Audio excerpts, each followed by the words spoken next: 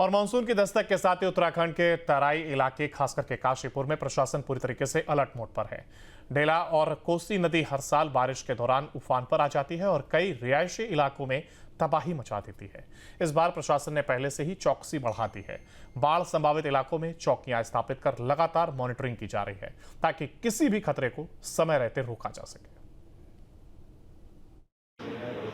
इसमें मैं बताना चाहूँगा आपको कि मानसून सीज़न आ गया है और हमारे कुछ ऐसे एरियाज़ हैं जो बाढ़ से बहुत प्रभावित होते हैं। इसमें हमारा हेमपुर इस्माइल का एरिया है, कुछ हमारा मालवा फार्म का एरिया है।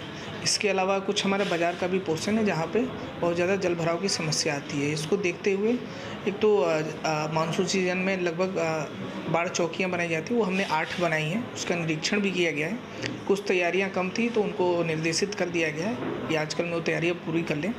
इसके अलावा जो जल भराव होता है, एक तो नगर निगम की तरफ से सारे नालों की सफाई की जा रही है। हमारा मेन फोकस जो है गेबिया नाले पे ऊपर है और लक्ष्मीपुर माइनर पे, दोनों की सफाई जो है तली झाड़ कराई जा रही है। इससे आपने देखा होगा कल रात में बहुत बारिश हुई लेकिन जल भराव की कहीं से कोई शिकायत नहीं आई।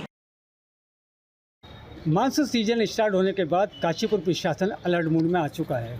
जैसा कि आपको ज्ञात है कि काशीपुर में ढेला नदी और कोसी नदी लगातार बरसात के मौसम में उफान पर आने के बाद भयावह रूप अख्तियार करते हुए भारी नुकसान पहुंचाती रही, लेकिन प्रशासन इस बार इसको लेकर के पूरा अलर्ट मोड में नज़र आ रहा है। प्रशासन का कहना है कि दोनों ही नदियों के आसपास और तमाम बाढ़ क्षेत्रों में हमने बाढ़ चौकियों को स्थापित किया है और उनकी लगातार मॉनिटरिंग कराई जा रही है।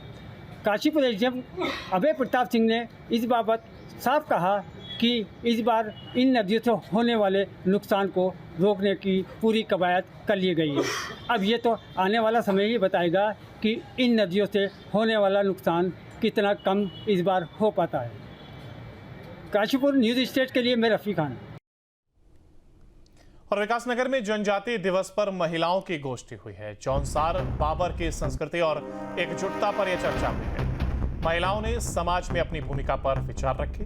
संगठन ने महिलाओं को संगठित रहने का संदेश भी दिया। परंपरा, पहचान और अधिकारों को लेकर के इस दौरान स्वर उठे। जौनसार बाबर की संस्कृति और एकजुटता को लेकर के चर्चा, तो वहीं महिलाओं ने समाज में अपनी भूमिका पर भी इस दौरान विचार रखे हैं।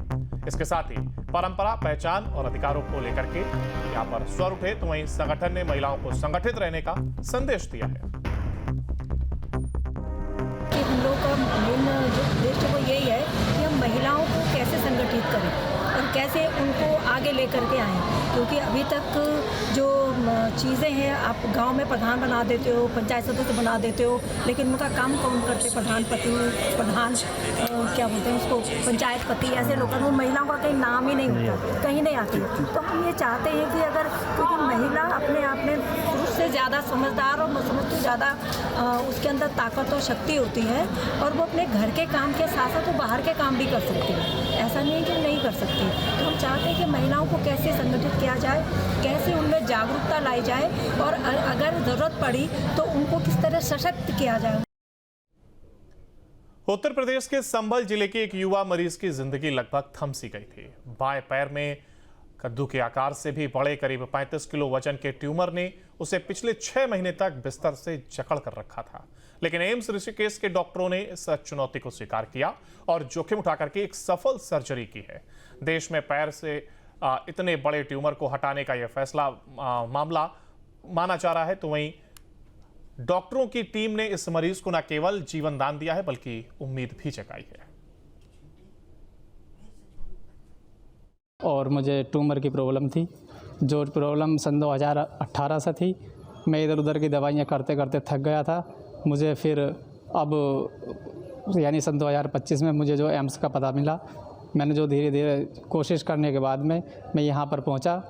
जैसे ही यानी ऋषिकेश एम्स में यानी मैं पहुँचा और मैं हड्डी विभाग से मैं जो मिला, जो हड्डी विभाग में मेरे यानी डॉक्टर हैं जो उनसे मिला और जो है उन्होंने मुझे मेरे जो ये ट्यूमर की जो प्रॉब्लम है ये सोल्व की, मुझे उससे बहुत राहत मिली।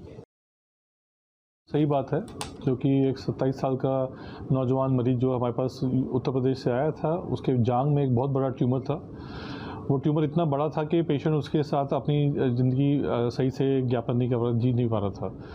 इस इतने बड़े ट्यूमर को निकालने के लिए हमें एक ये चाहिए था कि पेशेंट पे विश्वास करें। पेशेंट कई जगह पे पहले जा चुका था, दिल्ली जा चुका था या उत्तर प्रदेश के कई ज़िलों में जाके अपने इलाज करवा चुका था, जिसमें कि उसको कहीं भी संतुष्टि नहीं मिली। उसने हम पे भरोसा किया और हमने एक अपनी टीम डायरेक्टर मैडम के अंदर अपनी टीम बनाई, जिसमें कि हमने कार्डियक सर्जन जिसमें प्रोफेसर अंशुमन दरबारी, डॉक्टर मधुबरी बतुलिया जो प्लास्टिक सर्जन हैं, और एक टीम ऑर्थोपेडिक सर्जरी की अपनी टीम बनाई, जिसमें हमने टीम के साथ मिलके इस ट्यूमर को निकाला। और पौड़ी में पेयजल संकट से जूझ रहे गिरी गांव के ग्रामीण अपनी समस्या लेकर के कलेक्ट्रेट पहुंचे हैं, जहां ग्रामीणों ने जिलाधिकारी स्वाति एस भदौरिया को बताया कि गांव में पिछले एक हफ्ते से पानी नहीं आ रहा है और विभाग को कई बार शिकायत के बावजूद कोई समाधान नहीं हुआ। जल जीवन मिशन के नलों में भी पानी नहीं आ रहा है, जिससे लोग बेहद परेशान हैं। डीएम ने आश्वासन दिया है कि जल्द ही टीम गांव भेजी जाएगी और जल संकट का समाधान भी किया जाएगा।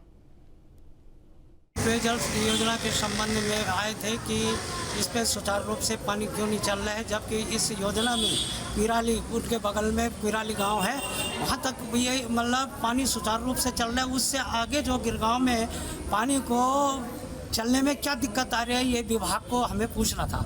डीएम साहब ने बोला ठीक है, मैं जेई से बात करती हूँ, इस जेई लोगों से बात करती हूँ, जल संस्थान से बात करता हूँ और आप जाइए, इसके बाद सॉल्यूशन निकल जाएगा।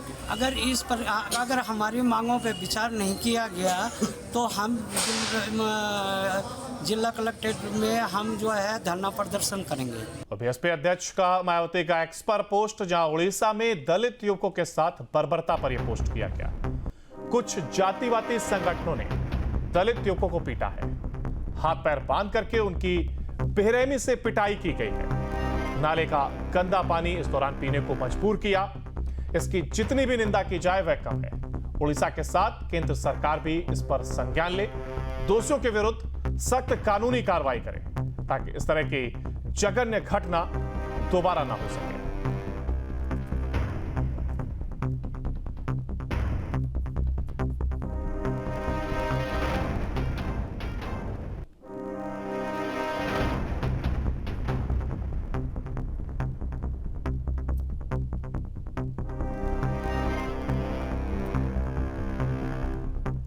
तो एक्स पर ये पोस्ट किया गया और इसको लेकर के यहां पर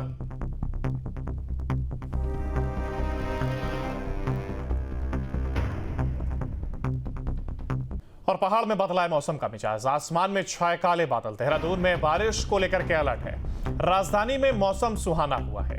तो एक और जहां मौसम का यह मिजाज बदला है, तो वहीं आसमान में काले बादल छाए हुए हैं। राजधानी में जहां एक और मौसम सुहाना हो गया, तो वहीं देहरादून में बारिश को लेकर के अलर्ट जारी किया गया है। ये तस्वीरें आप देख रहे हैं, जहां पर काले घने बादल साफ तौर पर नजर आ रहे हैं।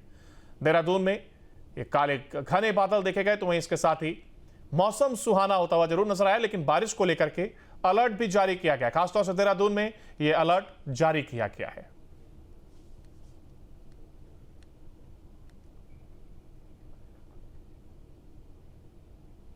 जहां भक्ति है हर शब्द में, कथाओं में छुपे हैं दिव्य रहस्य और ज्योतिष देता है जीवन को दिशा। धर्म से जुड़ी हर बातों को जानने के लिए हमारे चैनल स्तुति को सब्सक्राइब करें।